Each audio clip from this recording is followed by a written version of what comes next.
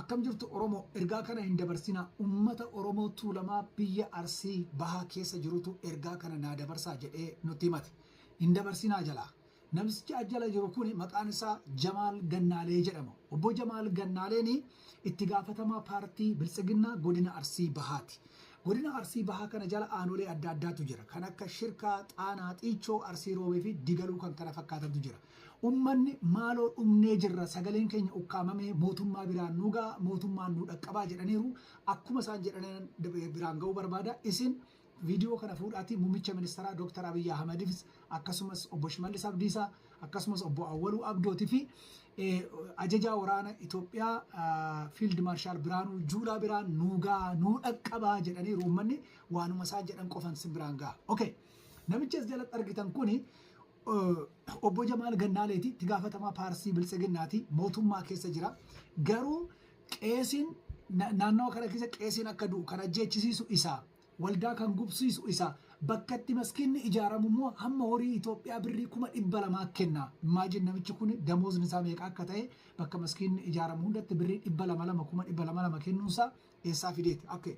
Kanaafuu dhiiraa dubartii xiqqaa guddaan hin jiru sababa kirrii mormarraa qabnuun qofa maqaa Goojjamee fi Goondaree duguuganii asii baasuu jedhuun kan qe'ee kanarraa nu balleessaa jiru isa ummata Arsiitii miti kan nu tuqaa jiru kan nu ajjeesaa jiru namicha kana. Hidhattoota nurratti fidee kan nu ajjeechisiisu ijoollee adda addaa hidhachiisee shiftaa hidhachiisee kan nu ajjeechisiisaa jiru isa kanaadha. Asiin mootummaadha fakkaata garuu kan nu fixu isa gaafa mootummaan nu baraaruudhaa dhufu odoo raayyaan ittisa biyyaa nu bira hin dhaqqabin karaatti akka marfanii dhuman kan godhu isa. Minishaan duutu keenya, ajajaan du'uu keenya, abbaan alangaa ajjeefamu keenya nudha kan sanyiin lafarraa duguugamaa jiru kan jedhu uummanni u'uu jedheera. Isa biraa fakkeenyaaf yeroo darbe kana jaarsoliin naannawa Asallaa kana keessa gurmaanii obbo Awwal Abduun gorsee deebise kun akkana jedheetu uummata kana gorsee jedhan.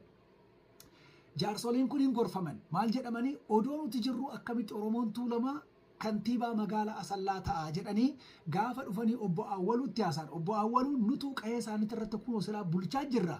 Akkamitti akkana jettu kun biyya akka guddaadha akka hidhantan sin godha amma sin waan dogoggortaniifan gorsaan sin gadhiisa malee sila amma silaa hin hidhamtu turtanii lammatatti hin deebiin ajalee gorsee kan gadhiise obbo Awwaluu Abdooti. Kana obbo Awwaluu Abdoonis ni beekaa jechuudha. Kanaaf qe'ee kanarratti kan nu duguugaa jiru qaama kanaadha. Nama kanatu nu ajjeechisiisaa jira. Nama kana nurraa kaasaa. Nama kana iddootti nuu kenna akkuma Kiristaan Taaddalaa akkuma namoonni adda addaa nurraa hidhaman nama kana nurraa hidhaa nutti gorseetu nutti ergee nu ajjeechisiisa. Horiidhaan nurratti biteera kan jedhu uummanni abeetotaa mootummaa biraan uummata Oromoo biraan naagaa jedhaniiru marrajaa kana fida. Diiteelii namoota du'anii yeroo biraa miidiyaa irratti fideetan isinitti himuu danda'a. Biraan gaa ulfaadhaa.